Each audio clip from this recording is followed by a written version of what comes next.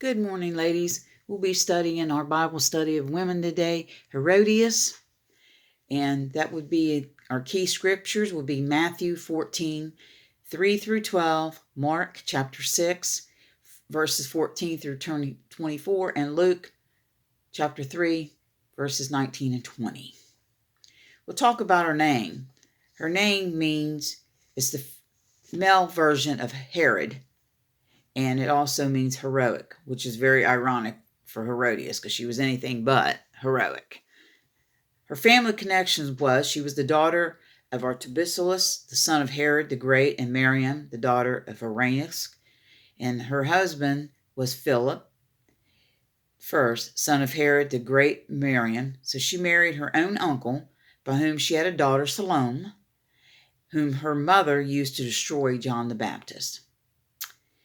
When Herod Antipas visited Rome, he was entertained by Philip and Herodias. Herod abducted his royal brother's wife and his own wife, an Arabian princess, and was obstacle to an illicit marriage. So he divorced her, and Herodias became queen in her stead with her daughter, and they both moved into the palace.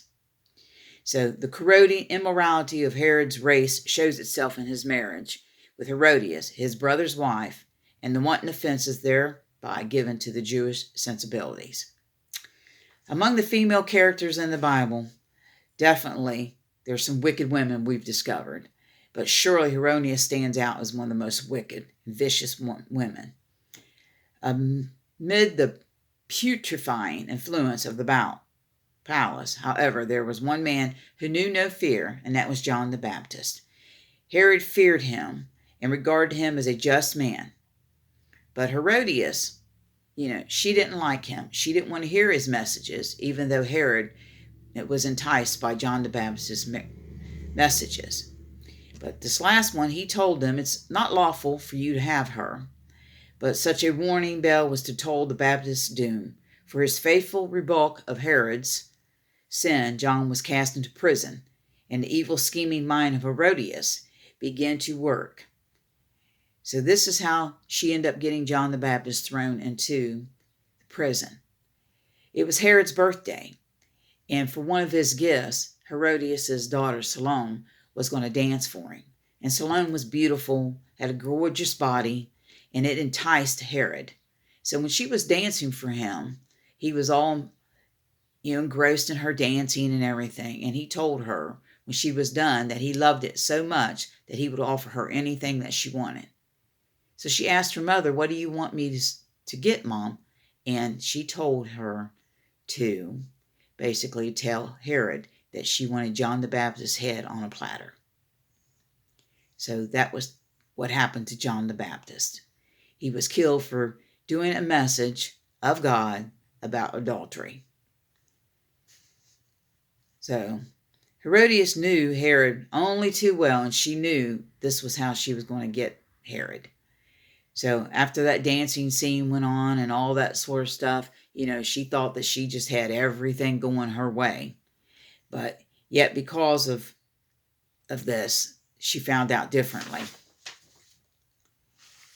Herod's Old Testament counterpart was Jezebel. Herodias and Jezebel were a lot alike. When Herodias was to Herod, Jezebel was to Ahab. And both Ahab and Herod were wicked, and in both cases the women were more wicked. Both Jezebel and Herodias fostered hate that became deadly against a prophet of God. Jezebel hated Elijah and sought to kill him, and Herodias hated John the Baptist, the New Testament Elijah, and succeeded in his murder. What was the end of Herodias? Since she was the source of Herod's sin, Herodias also became the source of his shame. According to Josephus, Herodias, and Herodias, ambition was the ruin of Herod. Jealous of the power of Agrippa, her brother, she prodded Herod to demand of Galilee, the emperor, the title of king. Agrippa saw to it that this demand was refused, and Herod was banished and ended his days in shame and exile. So the pride of Herodias forced her to be faithful to her husband in disgrace and misfortune she herself had caused. sin is like that. As your mom told you, you tell one little lie, then you have to tell another lie to get out of that lie, and then a bigger lie to get out of that lie. It just never stops. The path of sin is strewn with small, seemingly insignificant decisions that lead nowhere, but farther along the path and away from truth and from God. So maybe we can learn a lesson here from Herodias that wickedness never pays. So watch what your sin is, ladies, and always keep God in your path, and always keep praying that we will all do what we're supposed to be doing, that we need to keep morals and respect in our lives, and that telling lies never benefits anybody. So some of our questions today is, why do you think Herod had John put in prison? Well, we really know the answer to that, don't we? But it'd be nice for you ladies to answer that question. And when someone confronts you with something that's wrong in your life, how would you respond?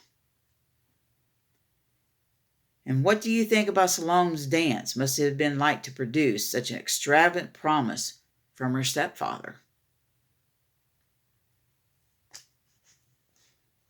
So please make comments below, and God bless. To the next time that we'll have our next Bible study, ladies. Thank you, and God bless.